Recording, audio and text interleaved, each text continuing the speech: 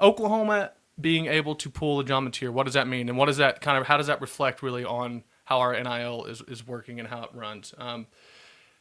A couple things. I think that when it comes to NIL, people have to, I think, realize that it is not just the ability to pay players that is the biggest part of NIL. There's also a timing aspect of it. Mm-hmm. Oklahoma right now is kind of betting on the timing game, right? They're saying that we have an allocated amount of funds. We have X amount of dollars that we can spend on NIL. And then obviously when players become available, they can reach out to boosters and they can reach out to people who might be able to afford to give more money at that moment and in large sums that can help them get more players after the availability comes out. But for what they're trying to say, what they're banking on when you kind of read the tea leaves of this whole situation is that players that are in the playoff right now, that are on really good teams, that are coming from Power 4 schools, that have probably been really well developed from good coaching staffs, that are going to enter the portal aren't in there yet. You may even have some starting receivers that enter the portal that aren't in there yet. Do you risk spending all of your money in the current state and not having that money to spend whenever they become available? Or do you say, look, I'm going to go after some guys that we think have the ability to play for OU, but maybe they're not guys that we are going to sit there and just go into an all-out battle for? Yeah. And say that we're going to get these guys, no holds barred, it doesn't matter, we want them, and forget if there's a chance down the road for someone better?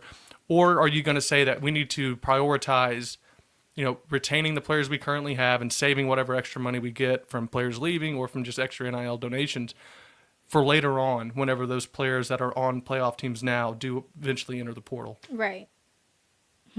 And I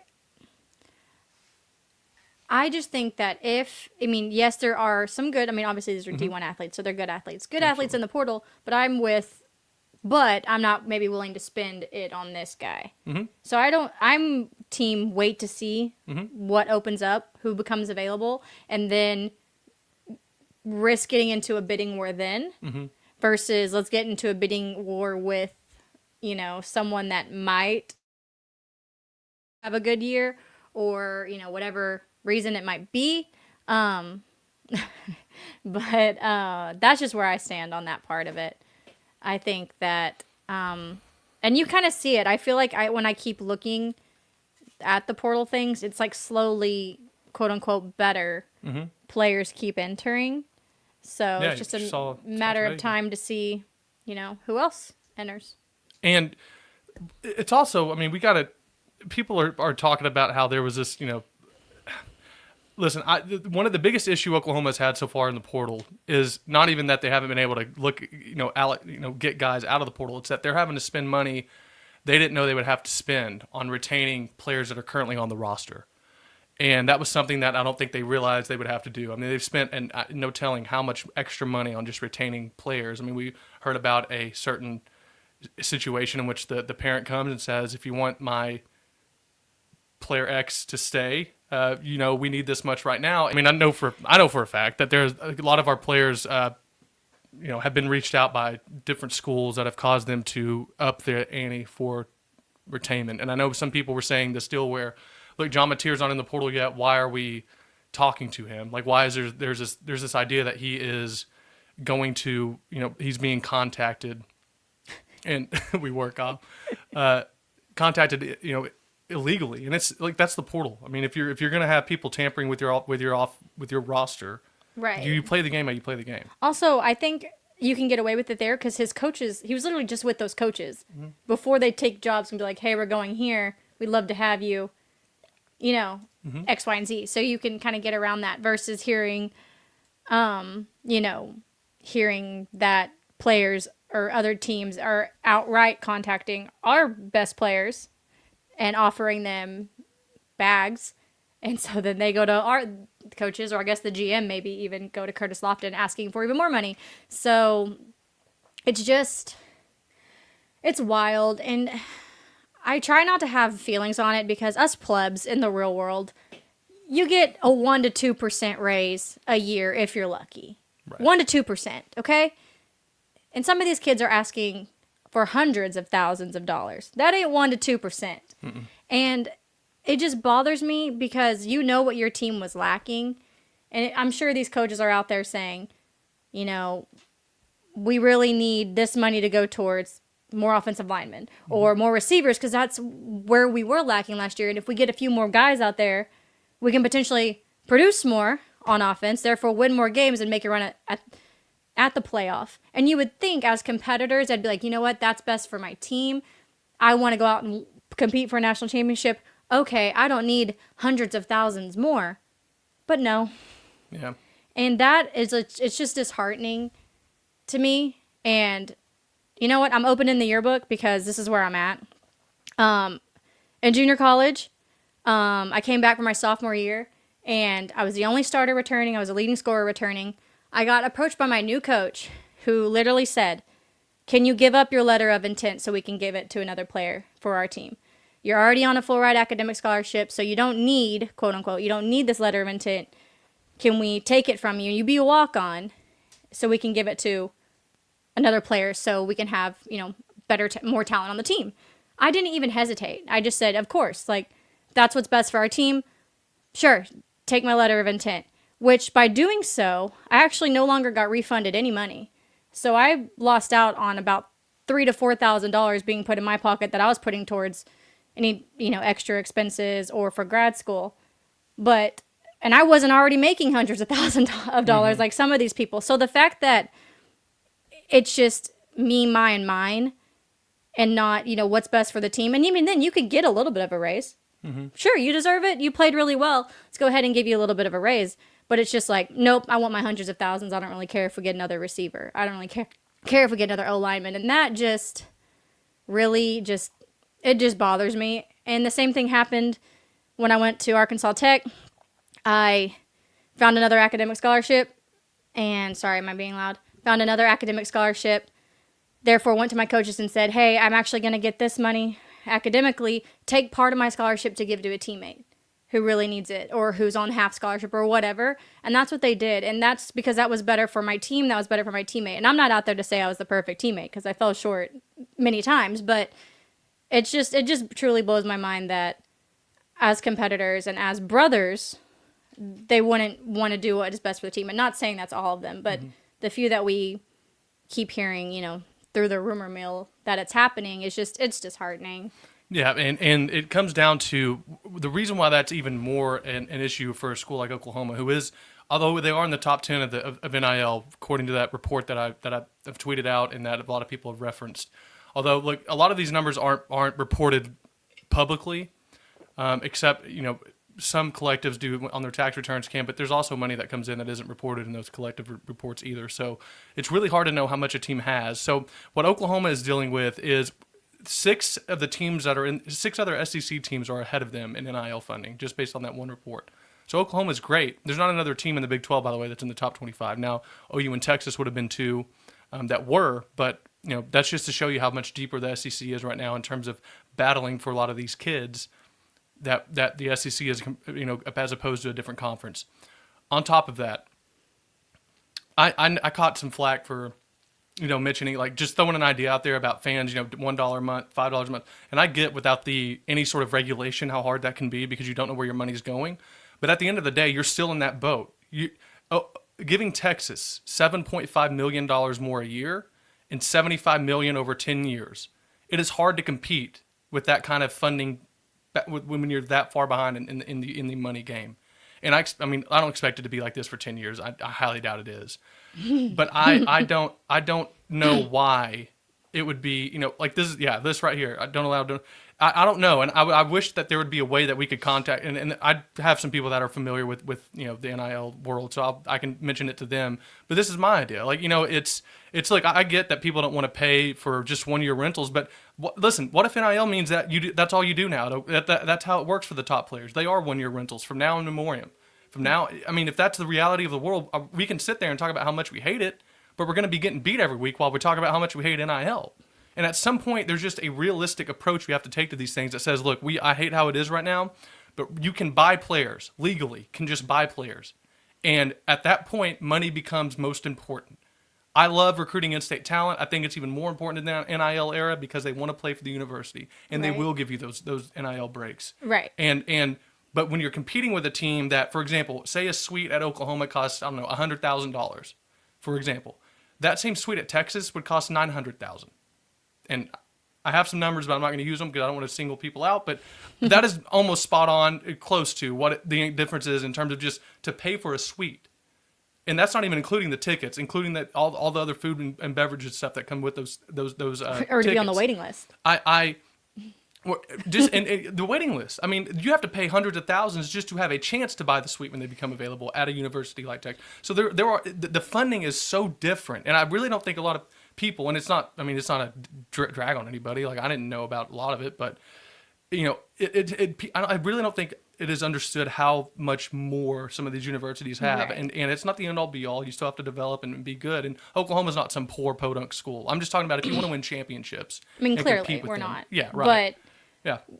we're Oklahoma, so we also want to be competitive with who's ever the highest competitor. Mm-hmm. So to me, and I'm not saying, average Joes, like everyone in this chat, apparently, some of you might be sneaky millionaires, and I hope you're donating a ton of money to OU. You can donate to us if you want to. No, I'm just kidding. But like most average Joes, Our like NIL, Chad and I guess you would say, like we're not gonna be able to make up that deficit by ourselves. They're not gonna be calling us saying, "Hey, can you give us $300,000?" Maybe. I hope one day, God willing, that'd be cool. That'd be pretty cool. But what we can do is we can pay, whatever. I was gonna say whatever, not we, but average Joes can pay anything. You can pay $1. Mm-hmm. Who cares? It's $1. You can pay $5. Again, who cares? It's $5. If you can pay $50, pay $50, $100, pay $100, and all of that can add up and actually make a difference if they could just find a way to allow that to happen, to allow us plebs to also help. And, if we would just all take out second and third mortgages. No, if you cannot pay your bills, if you are living paycheck to paycheck, we ain't talking to you. Okay? Unless you think you can handle it. I'm just, that's a joke. That's a joke. No, like, don't, there's more to life than football. So, Okay. I mean, obviously don't be taking food out of Okay, kids. Ingrid. See, this is what we deal with. Okay. So we can compete. She's a Texas fan, Yeah. so. Yeah. I listen, I'll play the what is it? The chords, I can't think. Organ? Organ, yeah. I almost said the. I thought 4 different instruments at that time. I'll play the organ. I mean, pass the plate. All I was saying, imagine you get 100,000 OU fans to donate $1 a month. Right. That's 1.2 million extra a year in NIL Right. that you would get, and it's $1. But again, if they don't let it, and it might not even be possible because of how much it costs to just the service fees Maybe, to I don't have all know. those things. But that's just an idea, and like those kind of different ideas, we have to find ways to, as a state really, and as fans, to make up the difference in that. Right. And it, there's only so many ways we can do that. We don't have, I wish Elon Musk was an OU fan. If I was Elon Musk, I mean, my goodness. Tesla would be half the size because half of the money would be at OU right now. But still, There would be no our- SpaceX. there would be like, there would be a space like, and then it would just be a slash because half the X would be missing because that half money would be at OU. Okay. So, I Elon, mean, if you shoot, do want at to the end, support us, in the third, fourth quarter of a game, throw up a QR code. People have been drinking one- all day. They might be a little generous with a couple hundred. people made You fun. never Remember when know. people mocked Oklahoma State for that? Yeah, but that was the QR code on the helmet, right? Yeah, but- they were but going to here's- show it up on the screen for Yeah, they were specific for players. specific players. And here's the thing, okay, if it's money in their pocket, it's money in their pocket. You think players won't go there if they know they're going to get paid if they do well directly from the fans? Money. It's about making money. What Jerry Jones is great at, as horrible as he is at everything else in life, well, I'm sure he's a good father. Not on that. Wow. In sports related, is he knows how to raise money. It's why the Dallas Cowboys are the most valuable franchise in the entire sporting world. Of any team, of any franchise, any sport, anything in the world, Dallas Cowboys are the most valuable franchise of all of them because Jerry Jones knows how to raise money and how to Right. fund, how to get deals that benefit or make money for the program or Right. for his team.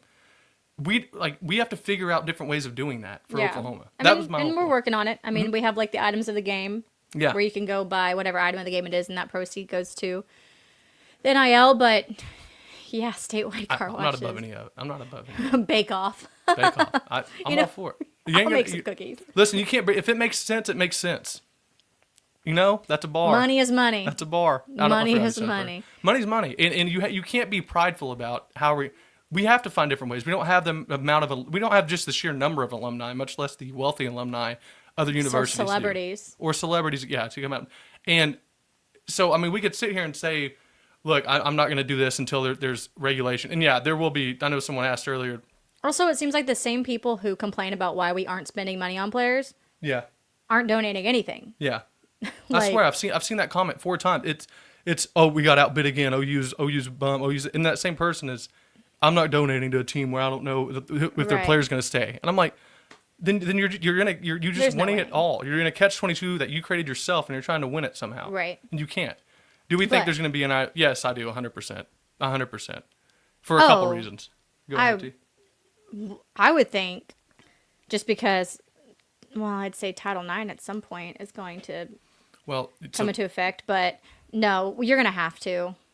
You're going to it's got to happen. Unfortunately, though, it's probably going to go to the government, who will find a way to ruin it completely or to make it even. They'll just somehow make it worse. And what's crazy is it really could be fixed in its fairly easy way, I think, because if you would just put a salary cap and then a window in which you can actually get in the portal, it would help the coaches and it would help people know. And this is what I would do. Like if I was running Oklahoma's NIL, what I would love to do is, and I would be interested in how this would actually work, because maybe I'm overlooking something, but I don't think so. I would just be transparent as heck. I'd be like, yeah, look, we lost this Virgil receiver because we had to save $300,000 that he got additionally offered at this school to pay for this defensive player who asked for a raise. Here's how many people could have donated at $2 a month, and we could have had not only him, not only the defensive player, but 2 other guys in the portal that went for this much. Because then I think fans would be like, oh, cool, well, at least we know what we're spending the money on Right, now. drop a link, drop the cash app. I swear I would do it. The problem is, and you're going to get made fun of by other schools. You're going to get made fun of. Here's the thing. At the end of the day, they all would do it because it would work. Because people get competitive when they know that you cannot. No. Don't tell them. Although I'm not. No, I'm kidding. Because people get competitive about that stuff, and if you see how much just small donations would increase. I mean, we pay for all these the Netflix. well, in the downtown Disney plan, Plus. it's all just penny Down taxes. payment, You know, yeah. like all that adds up quickly. And I think if fans knew what was, how they were missing things. Or how much they missed it by and how quickly that could be made up, they would be so motivated to just give a couple dollars a month or whatever. No, for sure. And I'm with it because if there's a way for average Joes to Yeah. make money, if you say, shoot, 100 fans donate $100, like something like that. I mean, that obviously probably would never be enough for somebody, but you never know. I don't know. There's going to be some regulations. One thing that I think Mr. Downs, Ethan Downs' father, mentioned it. There needs to be like graduation incentives. Because I was telling Chad, some of these kids are on their 4th school in 4 years, their 3rd school in 3 years. They're just constantly moving around, and not all credits transfer. I'd like to know where they are in their degree, which is truly what's important. Because likely a lot of these guys, to me, if you're moving around that many schools, you're probably not going to the NFL. Because your development's going to be off. You're not that guy where you're at, and you're just bouncing around trying to be that guy. And so you're going to need a degree and you're just, money chasing or whatever. Or maybe, hopefully, you're getting your money, making great investments, and you can live on that somehow for the rest of your life. If you're smart like that with financials, then great. But, Yeah. There are graduation incentives or, it's a 4-year system. You get this much this year, this much this year, this much this year, this much this year. But should you transfer, you go back to year 1. I don't know what needs to be done. There's lots of people, lots of ideas. Well, and I'm meant to say the reason it'll be, I think two big reasons it'll be regulated. One is coaches, especially at even the universities where they have a lot of the most money, say at Texas A&M or one of those schools, it's become impossible for them to have any sort of way to predict even who is going to be on their roster that next year, and for them. They retain their jobs based on success as coaches, and whenever you're having to re-up every single year and not know how to really, it's hard to kind of go out in the recruiting trail and get guys that are going to supplement and actually be productive later on. The second reason I think you're really going to see like regulation, look at the bowl games. Those sponsors that want to be the named sponsor of a bowl, they pay a lot of money to be the named sponsor. When you got teams like Marshall that went 10-3 that have to drop out because 29 guys entered the portal. And that then is less eyeballs on their bowl because a team that's not Marshall, that was not as good, or maybe it might have a record, was not, didn't really earn it, but is being asked to play in it. No offense, Marshall, but it's not the big name, Blue Bloods, whatever. Yeah, but so now they're getting they're not getting Marshall, they're getting a team that wasn't even in the bowl game to begin with, that's less eyes on the bowl, that's less advertising dollars in their pocket. Eventually, these bowl bowl sponsors are going to become angry, and they're going to stop giving money, which is why I hate that, the playoff will expand, and it'll keep expanding because they need money. The the college football playoff, the NCAA, these teams need money. And the less relevant bowl games get, the more relevant the CFP gets. That is going to have to level out. And the only way it levels out is if you make bowl games all important in a way in which you make it part of the playoff somehow. So they're just going to keep expanding it because that's the only way that all these bowls can still be maintained and kept, in my opinion. Also, I just think schools are going to be losing sports, and not just sports that are smaller. And we all know the sports I'm talking about. I'm not going to outright just diss some sports, but the smaller sports that don't get eyes, that don't make money, you're going to be missing some sports that you genuinely enjoy. A lot of schools are going to be losing softball. That has grown in the past years. Baseball, if you're not that good, sorry, bye. You're going to be losing some men and women's basketball programs could potentially go if they're not good teams and aren't making money. It's just going to be the reality, and it's just a mess. And I think everybody can agree it's not sustainable. Whether you're pro, I don't think anybody's pro NIL with how it is right now, because you see it as just so wild. But I think all of us are pro. You should be able to make money if you're selling your autograph, if you're selling jerseys and T-shirts, if you're making appearances. What it was supposed to be, everybody can agree with. Like, you want to be in a commercial, you want to do some modeling, you want to have like the influencer type thing. Perfect. Nobody has an issue with that. It's just become so much more than it is. But we're on a different topic. Should we talk about who entered the portal for OU? Well, that list would take. There's more poor people in the portal for OU than there is. Sure, I just didn't know if we wanted to touch on anybody. Hold on. There's. I'm not done talking about this yet, and I got to actually probably about 10 more minutes on it because I'm so fired up about how they're. So it's not that like Ingrid had a funny post about not doing, like, they weren't doing a good job. There's also issues with how it runs because people don't give their gifts on a different month. So it's hard to say we're gonna have this much money coming in next year because those dollars don't always transfer year to year. Like, some people give a lot of money one month and then it doesn't transfer to the next month when that month comes around, and it creates it creates just an impossible situation from an organization part, which was why I was excited for that AT&T former CEO to come, because he was really good at fundraising. Didn't always make the best investments, but that you win some, you lose some in business. Right. And he is very good at organizing how to disperse those dollars.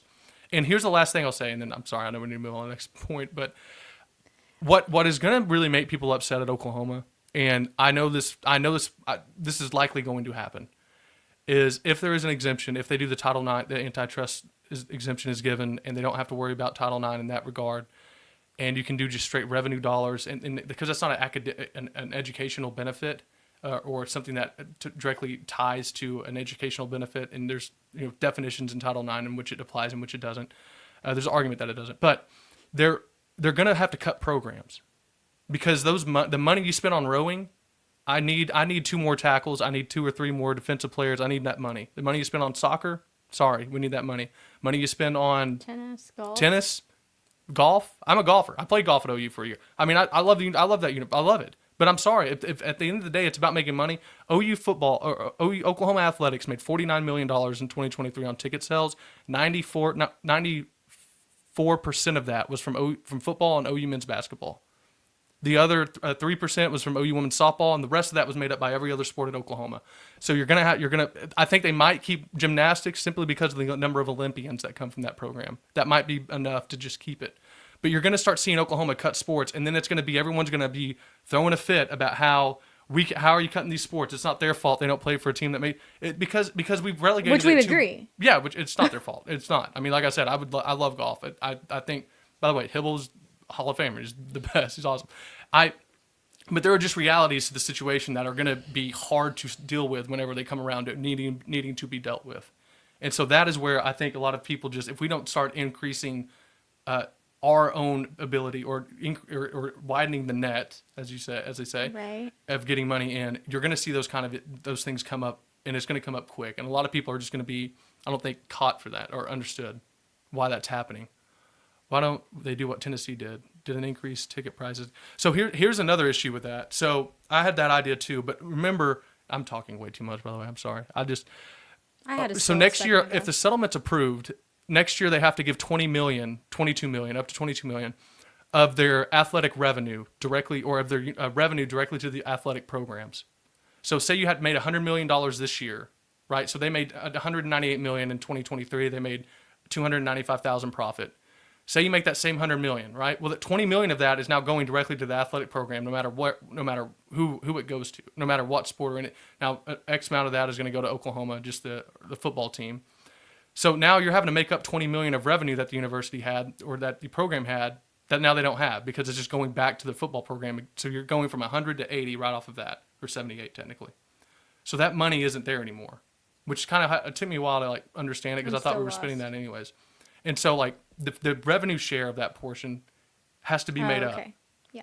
So now, now even if you do the 10% increase, that's just going to go back to making the 20 million that you just lost in the settlement. That won't even go back to NIL until after you hit that high mark, which is just frustrating. I mean, it's so, but I mean, there's a lot of things that have to be ironed out with the settlement, a ton, but that is just one other, one other just fact to kind of keep in your mind as you're looking at how Oklahoma's going to navigate, not only Oklahoma, but every other team as well. Everyone.